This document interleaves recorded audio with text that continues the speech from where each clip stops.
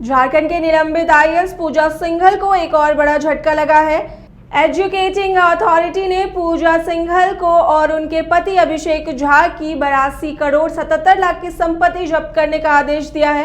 इसमें pulse hospital, diagnostic centre और रांची में जमीन के 2 भूखंड शामिल हैं। ईडी की ओर से पहले ही इसे अस्थायी रूप से अटैच किया गया था। अब सभी पक्षों को सुनने के बाद एडजुडिकेटिंग अथॉरिटी ने स्थायी रूप से जब्त करने का आदेश दिया है। अथॉरिटी ने सीएस सुमन कुमार के ठिकानों से जब्त 17.79 करोड़ कैश और 1.18 करोड़ रुपए मूल्य की गाड़ियों को जब्त करने का आदेश दिया है। ईडी ने 1 दिसंबर को इन संपत्तियों की जब्ती का प्रोविजनल अटैचमेंट ऑर्डर जारी किया था।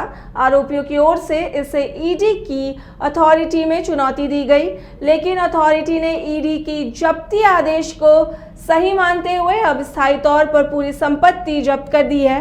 अब सभी संपत्ति भारत सरकार की मानी जाएगी। इसकी बिक्री पर भी अब रोक लगा दी जाएगी। इस विषय पर अधिक जानकारी देने के लिए हमारे साथ हमारे संवाददाता नीरज जुड़ चुके हैं। तो नीरज, निलंबित आईएएस पूजा सिंघल की जो प्रॉपर्टी जब्त की गई उस पर क्या कुछ जानकारी है? देखिए, पिछले वर्ष ईडी की ओर से कार्रवाई करते हुए पूजा सिंघल समेत कई लोगों के ठिकानों पर छापेमारी की गई थी, जहां से लगभग 19 करोड़ 31 लाख कैश बरामद किए गए थे और कई प्रॉपर्टीज थे वो जब्त किए गए थे।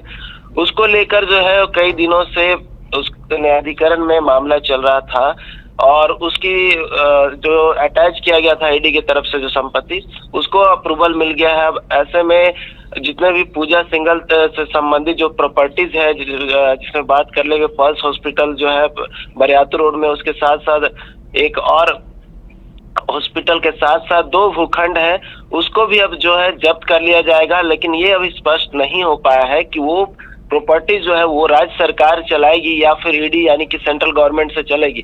तो ये पूरा मामला है। तो कहीं ना कहीं जो पूजा सिंघल की जो मुश्किलें हैं वो लगातार बढ़ रही है, क्योंकि पूजा सिंघल वैसे पहले ही जेल में है और ऐसे में उनके जितने भी प्रॉपर्टीज है वो सीज हो चुकी है। तो ऐसे में कह सकते हैं कि पूजा सिंघल की जो मुश्किलें है वो बढ़ रही है और आने वाले समय में ईडी की ओर से और कुछ कार्रवाई हो सकती है। और जो पल्स हॉस्पिटल का मामला लगातार उठता रहा था, जैसे पर छापेमारी की गई थी, उसी वक्त ये मामला उठा था कि जो पल्स हॉस्पिटल है उसमें अवैध कमाई का पैसा लगा हुआ है और उसमें उनके जो हस्बैंड है अभिषेक झा, उनका भी नाम लगातार सामने आता रहा, जिसको लेकर जो है ईडी कोर्ट में अभी भी सुनवाई चल रही है, जिनमें अभिषेक कुमार के साथ साथ उनके जो सीए है सुमन कुमार, उनका भी नाम है, वो भी अभी फिलहाल जेल में है। तो इसको लेकर जो है सुनवाई चल रही है और इसमें ये जो प्रॉपर्टीज जो ईडी ने अटैच किया था उसको लेकर भी मामला चल रहा है। तो ये कह सकते हैं उनकी मुश्किलें बढ़ाने वाली है और आने वाले समय में जो है ये पूरा जो प्रॉपर्टी सीज किया गया है वो ईडी अपने हाथ में ले लेगी और आने वाले समय में जो है वो सेंट्रल गवर्नमेंट या स्टेट गवर्नमेंट के हाथ में रहेगा। जी नीरज, इस जानकारी के लिए आपका शुक्रिया।